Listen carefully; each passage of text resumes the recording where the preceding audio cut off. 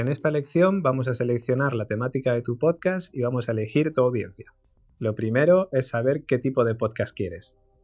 Lo primero que debes de hacer es preguntarte si tienes algo que contar, si crees que será interesante y qué quieres conseguir. Muchos factores pueden influir a la hora de seleccionar la temática de tu podcast. Lo primero que debes de hacer es saber si estás capacitado para hablar de ello.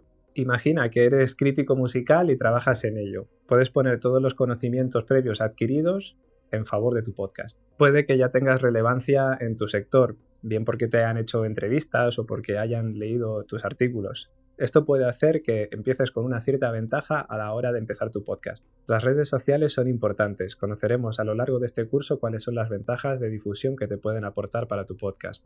Si eliges como temática de tu podcast uno de los temas que más te interesan, es posible que ya hayas hablado en redes sobre ello. Es posible que aunque no te dediques a esta temática, tus seguidores ya te conozcan por ello. Como proyecto final de este curso hemos seleccionado como temática la historia del rock.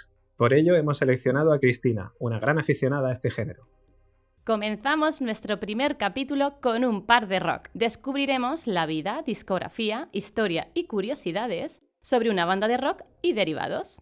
También conoceremos los orígenes de la música rock y cómo se ha desarrollado hasta llegar a nuestros días. Ahora vamos a seleccionar el target. Empezar de cero o contar con una base de seguidores puede determinar el éxito de tu podcast. Es obvio que si ya cuentas con un gran número de seguidores en tus redes sociales, es partir con una cierta ventaja para conseguir la audiencia de tu podcast. También es importante que hables en tus redes sobre la temática que vas a utilizar luego en tu podcast. Por ejemplo, si eres humorista o aficionado a este género, es posible que tengas tus redes plagadas de memes o chistes, lo que hará más fácil para ti hacer un podcast sobre este género y contar con una base de seguidores. Siguiendo con el ejemplo del humorista, es posible que si de repente decidieras elegir la temática de economía, llame la atención de tus oyentes y esperen algo que quizás no es lo que les vas a dar. Es posible que busquen que tú hables sobre economía en tono humorístico, cosa que a lo mejor luego no vas a hacer. Muchos dejarán de seguir este podcast porque no es a lo que les tienes acostumbrados. Afortunadamente en el podcast no hay nada escrito y es posible que tu podcast sobre economía, aun siendo un registro al que tú no te dedicas, pueda llegar a triunfar. Es muy difícil predecir el comportamiento humano, pero es posible que consigas nuevos oyentes que no te conocían por tu anterior registro. Evidentemente, la preparación de tu podcast, unos contenidos de calidad y un cuidado del sonido harán más atractivo tu podcast. En el caso de Cristina, hemos decidido empezar desde cero y hemos creado en Twitter y en Instagram una cuenta para poner tweets y posts dedicados a este género.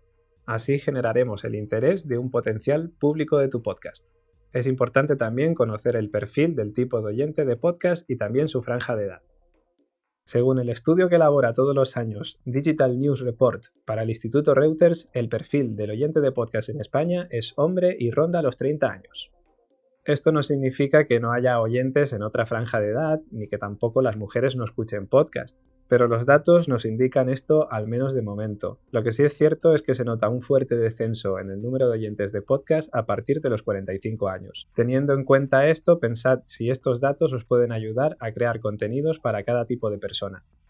El podcasting se caracteriza por varias cosas, pero una de ellas, una de las más importantes, es la hiperespecialización de sus contenidos. Esto quiere decir que puede funcionar mejor para un público nicho antes que para el público general.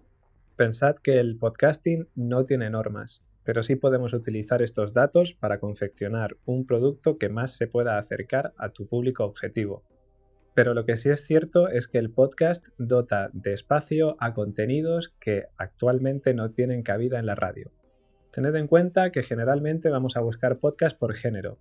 Raramente vamos a buscar magazines. Este género suele estar asociado a la radio tradicional.